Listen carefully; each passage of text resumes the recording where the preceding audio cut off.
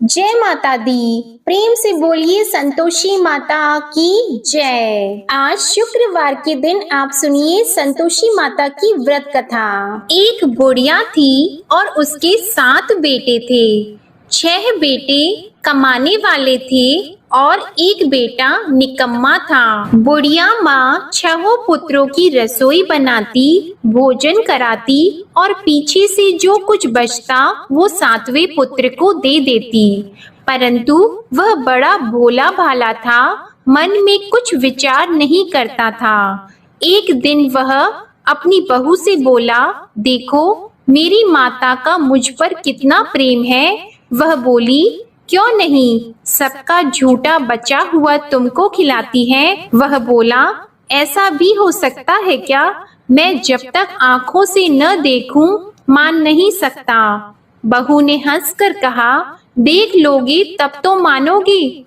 कुछ दिन बाद बड़ा त्योहार आया। घर में 7 प्रकार के भोजन और चूरमा के लड्डू बने। वह जांचने को सर के दर्द का बहाना कर पतला कपड़ा सिर पर ओढ़कर रसोई घर में सो गया और कपड़े में से सब देखता रहा। 6 भाई भोजन करने आए। उसने देखा माँ ने उनके लिए सुंदर सुंदर आसन बिछाए, 7 प्रकार की रसोई परोसी। वह आग्रह करके जिमाती रही, वह देखता रहा। 6 भाई भोजन कर उठे तब माँ ने उनकी झूठी थालियों में से लड्डुओं के टुकड़ों को उठाया और एक लड्डू बनाया। झूठन साफ करके बुढ़िया माँ ने पुकारा, उठ बेटा, 6 भाई भोजन कर गए, अब तू ही बेटा बाकी है, उठ और तू कब खाएगा? वह कहने लगा, माँ मुझे भोजन नहीं करना, मैं परदेश जा रहा हूँ। माता ने कहा, कल जाता तो आज ही जा। वह बोला, हाँ हाँ आज ही जा रहा हूँ। यह कहकर वह घर से निकल गया। चलते समय उसे बहू की याद आई। वह गौशाला में कंडे थाप रही थी। वह उसे जाकर बोला कि मेरे पास तो कुछ नहीं है, यह अंगूठी है सो ले लो और अपनी कुछ निशानी मुझे दे दो। वह बोली कि मेरे पास क्या है, यह गोबर भरा हाथ है। यह कहकर उसकी पीठ में गोबर के हाथ की थाप मार दी और वह चल दिया। चलते चलते दूर देश में पहुंचा। वहां पर एक साहूकार की दुकान थी। वहां जाकर बोला, भाई मुझे नौकरी पर रख लो। साहूकार को नौकर की जरूरत थी। साहूकार उससे बोला, तू नौकरी पर रह जा। लड़के ने पूछा, तनख्वाह क्या रहेगी? साहूकार ने कहा, काम देखकर दाम मिलेंगे। साहूकार की नौकरी मिल गई। वह सवेरे 6 बजे से रात्रि 12 बजे तक नौकरी करने लगा। कुछ दिनों में दुकान का लेन देन, हिसाब किताब, ग्राहकों को माल बेचना, सारा काम करने लगा। साहूकार के 7-8 नौकर थे। वे सब चक्कर खाने लगे कि यह नया नौकर बहुत होशियार बन गया है। सेठ ने भी काम देखा और 3 महीने के अंदर ही उसे मुनाफे का साझीदार बना लिया। 12 वर्ष में वह नामी सेठ बन गया और मालिक सारा कारोबार उस पर छोड़कर बाहर चला गया। अब बहू पर क्या बीती वह सुनो। सास ससुर उसे दुख देने लगे। सारी गृहस्थी का काम करा के उसे लकड़ी लेने जंगल में भेजते। इस बीच घर की रोटियों के आटे से भी जो भूसी निकलती उसकी रोटी बनाकर रख दी जाती और फूटे नारियल की नरेली में पानी। इस तरह दिन बीतते रहे।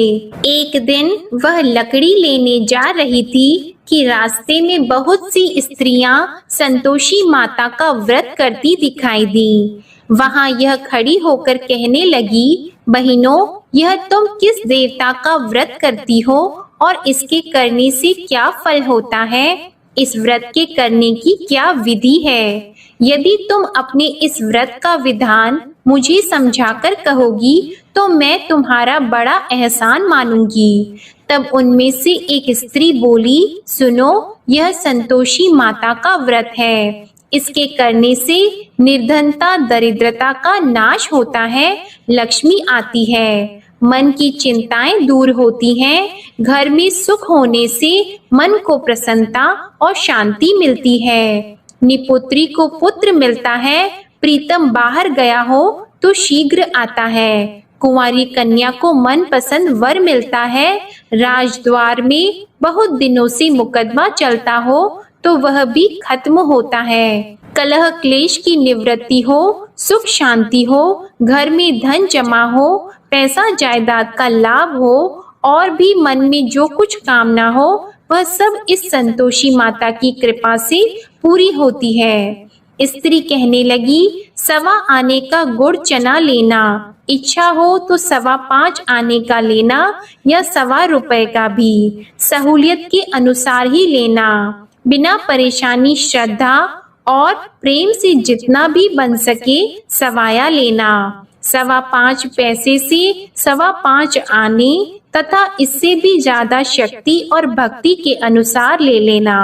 हर शुक्रवार को निराहार रहकर कथा कहना और सुनना। इसके बीच क्रम टूटे नहीं, लगातार नियम पालन करते रहना।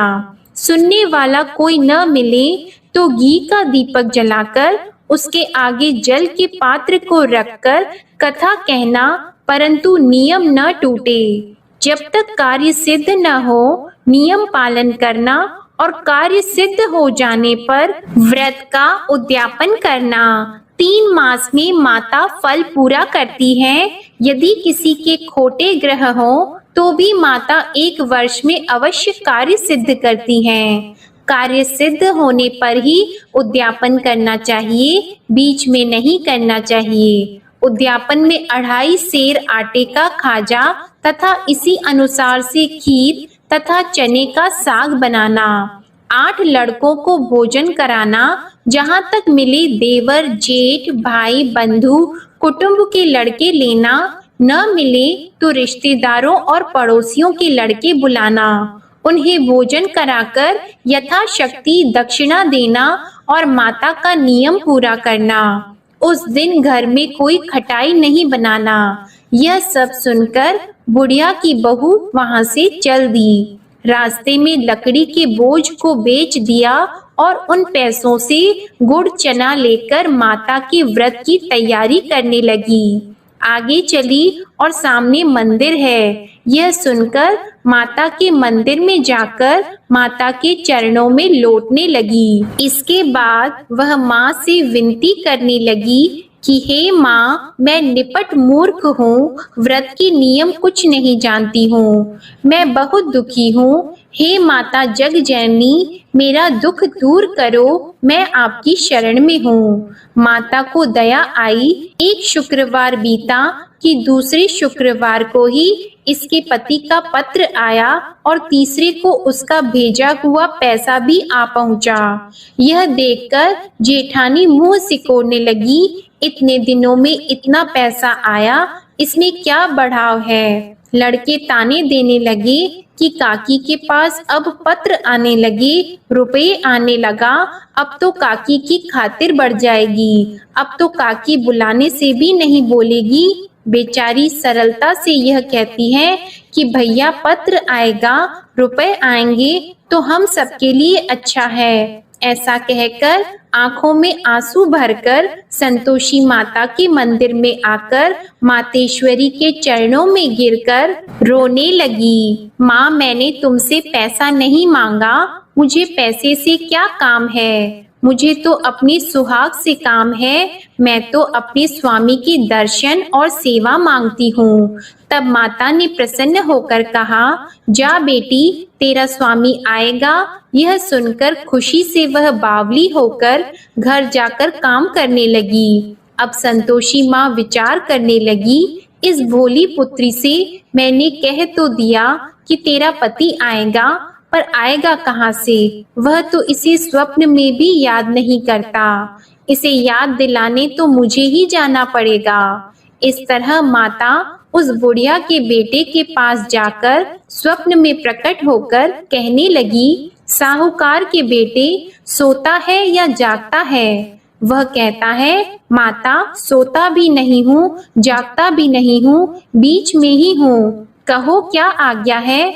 माँ कहने लगी, तेरा घर बार है या नहीं। वह बोला, मेरा सब कुछ है माता, माँ बाप भाई बहन बहू क्या कमी है। माँ बोली, पुत्र तेरी घरवाली कष्ट उठा रही है, माँ बाप उसे दुख दे रहे हैं, वह तेरे लिए तरस रही है, तू उसकी सुध ले। वह बोला, हाँ माता यह तो मुझे मालूम है, परंतु जाऊं कैसे। परदेश की बात है, लेन देन का कोई हिसाब नहीं, कोई जाने का रास्ता नजर नहीं आता, कैसे चला जाऊं। माँ कहने लगी, मेरी बात मान, सवेरे नहा धोकर संतोषी माता का नाम लेकर घी का दीपक जलाकर दंडवत कर दुकान पर जा बैठना। देखते देखते तेरा लेन देन चुक जाएगा, जमा माल बिक जाएगा, सांझ होते होते धन का ढेर लग जाएगा। अब तो वह सवेरे बहुत ही जल्दी उठकर मित्र बंधुओं से अपने सपने की बात कहता है। वे सब उसकी बात अनसुनी करके खिल्ली उड़ाने लगे। कहीं सपने भी सच्चे होते हैं। एक बूढ़ा बोला, देख भाई मेरी बात मान, इस तरह साच झूठ कहने के बदले देवता ने जैसा ही कहा है वैसा ही करना, तेरा क्या जाता है। अब बूढ़े की बात मानकर वह नहा धोकर संतोषी माता को दंडवत कर घी का दीपक जलाकर दुकान पर जा बैठता है। थोड़ी देर में वह क्या देखता है कि देने वाले रुपया लाए, लेने वाले हिसाब लाए। कोठे में भरे सामानों के खरीदार नगद में सौदा करने लगे। शाम तक धन का ढेर लग गया। मन में माता का नाम लेकर प्रसन्न होकर घर जाने के वास्ते गहना कपड़ा सामान खरीदने लगा। यहाँ के काम से निपट घर को रवाना हुआ। उधर बहू बेचारी जंगल में लकड़ी लेने जाती है। लौटते वक्त माताजी के मंदिर पर विश्राम करती है। वह तो उसका रोज रुकने का स्थान ही था। दूर धूल उड़ती देखकर वह माता से पूछती है, हे माता यह धूल कैसे उड़ रही है। माँ कहती है, हे पुत्री तेरा पति आ रहा है, अब तू ऐसा कर लकड़ियों के 3 बोझ बना ले, एक नदी के किनारे रख, दूसरा मेरे मंदिर पर और तीसरा अपने सिर पर रख। तेरे पति को लकड़ी का गट्ठा देकर मोह पैदा होगा, वह यहाँ रुकेगा, नाश्ता पानी बनाकर खाकर माँ से मिलने जाएगा। तू लकड़ी का बोझ उठाकर जाना और बीच चौक में गट्ठा लाकर 3 आवाजें जोर से लगाना। लो सासू जी लकड़ियों का गट्ठा लाई हूँ, भूसी की रोटी दो, नारियल के खोपड़े में पानी दो, आज कौन मेहमान आया है। माँ की यह बात सुनकर वह बहुत अच्छा माता जी कहकर प्रसन्न मन होकर लकड़ियों के 3 गट्ठे ले आई। एक नदी के तट पर एक माता के मंदिर पर रखा। इतने में ही वह मुसाफिर आ पहुंचा। सूखी लकड़ी देखकर उसकी इच्छा हुई कि अब यहीं निवास करें और भोजन बनाकर खा पीकर गांव जाएं। इस प्रकार भोजन बनाकर विश्राम लेकर गांव को गया। उसी समय बहू सिर पर लकड़ी का गट्ठा लिए आती है। उसे आंगन में डालकर जोर से 3 आवाज देती है, लो सासू जी लकड़ी का गट्ठा लो, भूसी की रोटी दो, नारियल के खोपड़े में पानी दो, आज कौन आया है। यह सुनकर उनकी सास अपने दिए हुए कष्टों को भुलाने हेतु कहती है, बहू ऐसा क्यों कहती हो, तेरा मालिक ही तो आया है, बैठ मीठा भात खाकर कपड़े गहने पहन।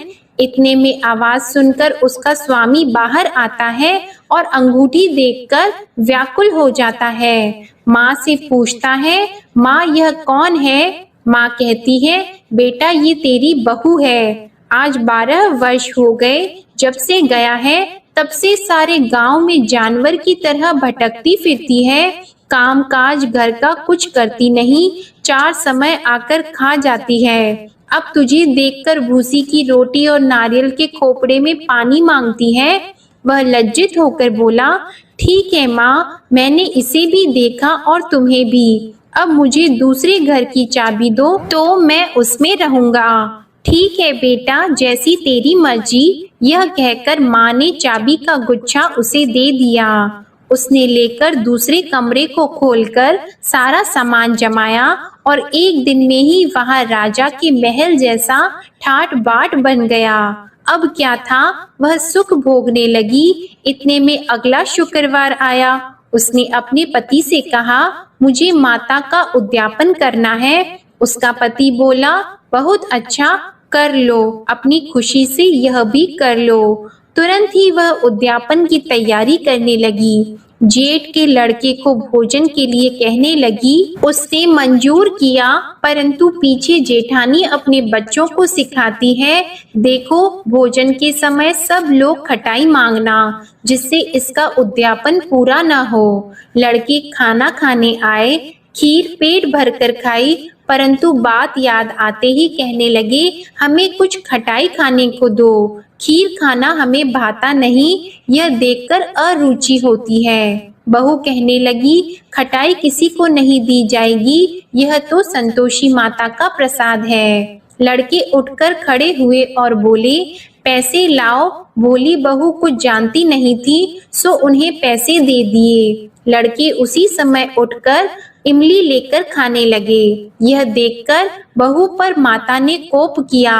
राजा के दूत उसके पति को पकड़कर ले गए और जेठ जेठानी मन माने खोटे वचन कहने लगे। लूट लूट कर धन इकट्ठा कर लाया था, सो राजा के दूत उसे पकड़कर ले गए हैं। अब सब मालूम हो जाएगा जब जेल की रोटी खाएगा। बहू से यह वचन सहन नहीं हुआ। रोती रोती माता के मंदिर में गई और बोली, हे माता, तुमने यह क्या किया? हंसाकर क्यों रुलाती हो? माता बोली, पुत्री, तूने उद्यापन करके मेरा व्रत भंग किया, इतनी जल्दी सब बातें भुला दी। वह कहने लगी, माता, भूली तो नहीं हूँ, न कुछ अपराध किया है, मुझे तो लड़कों ने भूल में डाल दिया, मैंने भूल से उन्हें पैसे दे दिए, मुझे क्षमा करो माँ। माँ बोली, ऐसी भी कहीं भूल होती है? वह बोली, माँ मुझे माफ कर दो, मैं फिर तुम्हारा उद्यापन करूंगी। माँ बोली, अब भूल मत करना। वह बोली, अब भूल नहीं होगी माता, अब बताओ वे कैसे आएंगे? माँ बोली, जा पुत्री, तेरा मालिक तुझे रास्ते में ही आता मिलेगा। वह निकली, रास्ते में पति आता मिला तो उसने पूछा, तुम कहाँ गए थे? वह कहने लगा, इतना धन जो कमाया है उसका टैक्स राजा ने मांगा था, वह भरने गया था। वह प्रसन्न होकर बोली, अच्छा हुआ, अब घर चलो। कुछ दिन बाद फिर शुक्रवार आया तो वह बोली, मुझे माता का उद्यापन करना है। पति ने कहा, कर लो। वह फिर जेठ के लड़कों से भोजन को कहने लगी तो जेठानी ने एक दो बातें सुनाई और लड़के सिखा दिए कि तुम पहले ही खटाई मांग लेना। लड़के कहने लगे कि हमें खीर खाना नहीं भाता, कुछ खटाई खाने को दो। तो बहू बोली, खटाई खाने को नहीं मिलेगी, खाना हो तो खाओ। यह कहकर ब्राह्मणों के लड़के लाकर भोजन कराने लगी। यथाशक्ति दक्षिणा की जगह एक एक फल उन्हें दिया। इससे संतोषी माता प्रसन्न हुई। माता की कृपा होते ही 9वें मास उसको चंद्रमा के समान सुंदर पुत्र प्राप्त हुआ। वह पुत्र को लेकर प्रतिदिन माता जी के मंदिर को जाने लगी। माँ ने सोचा कि यह रोज आती है, आज क्यों न मैं ही इसके घर चलूं, इसका आसरा देखूं तो सही। यह विचार कर माता ने भयानक रूप बनाया। गुड़ और चने से सना मुख, ऊपर से सूंड के समान होठ, उस पर मक्खियां भिनभिना रही हैं। दहलीज में पैर रखते ही उसकी सास चिल्लाई, देखो कोई चुड़ैल डाकिनी चली आ रही है, लड़कों इसे भगाओ नहीं तो किसी को खा जाएगी। लड़के डरने लगे, चिल्लाकर खिड़की बंद करने लगे। बहू रोशनदान में से देख रही थी। प्रसन्नता से पगली होकर चिल्लाने लगी कि आज मेरी माता मेरे घर आई है। यह कहकर बच्चे को दूध पिलाने से हट जाती है। इतने में सास का क्रोध फूट पड़ा। वह बोली कि इसे देखकर कैसे उतावली हुई जो बच्चे को पटक दिया। इतने में माँ के प्रताप से जहाँ देखो वहाँ लड़के ही लड़की नजर आने लगे। बहू बोली, माँ जी, मैं जिनका व्रत करती हूँ यह वह संतोषी माता है। इतना कहकर झट से सारे घर के किवाड़ खोल दिए और सबने माता के चरण पकड़ लिए और विनती कर कहने लगे, हे माता, हम मूर्ख हैं, अज्ञानी हैं, तुम्हारी व्रत की विधि हम नहीं जानते हैं। तुम्हारा व्रत भंग करके हमने बहुत बड़ा अपराध किया है। हे माता, बहू को जैसा फल दिया वैसा सबको देना। जो भी यह कथा पढ़ेगा या सुनेगा उसके सभी मनोरथ पूर्ण होंगे। प्रेम से बोलिए संतोषी माता की जय। आइए अब सुनते हैं संतोषी माता की आरती। जय संतोषी माता मैया, जय संतोषी माता, अपने सेवक जन की सुख संपत्ति दाता।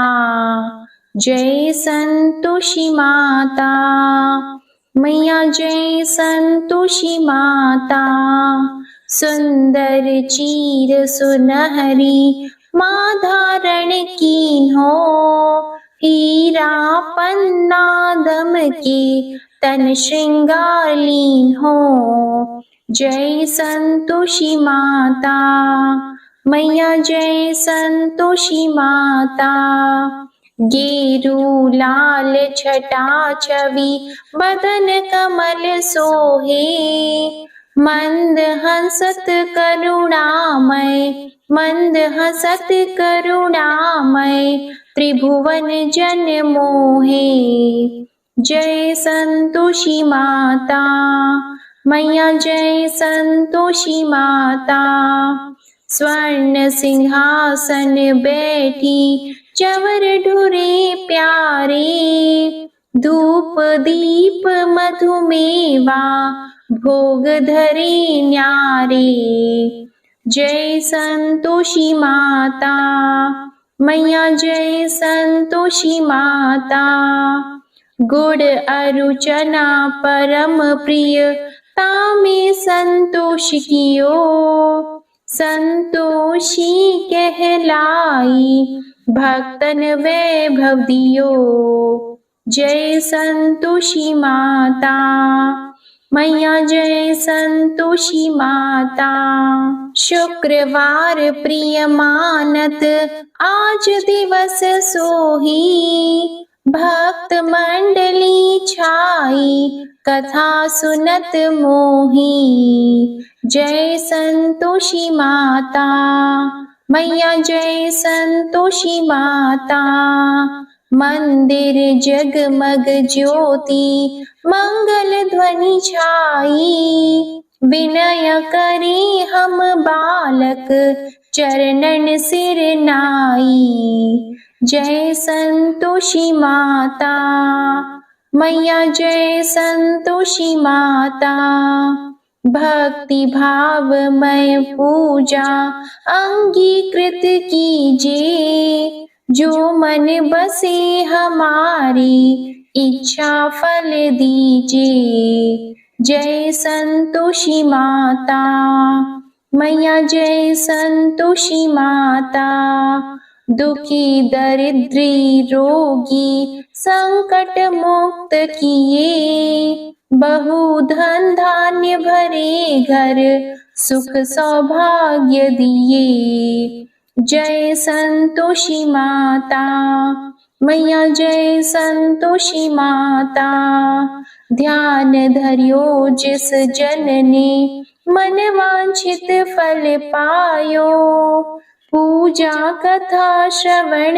कर घर आनंद आयो। जय संतोषी माता मैया, जय संतोषी माता, शरण गहे की लज्जा राखियो जगदम्बे, संकट तू ही निवारे दयामयी अम्बे। जय संतोषी माता। मैया जय संतोषी माता। संतोषी माँ की आरती जो कोई नर गावे, रिद्धि सिद्धि सुख संपत्ति जी भर कर पावे। जय संतोषी माता। मैया जय संतोषी माता। जय संतोषी माता।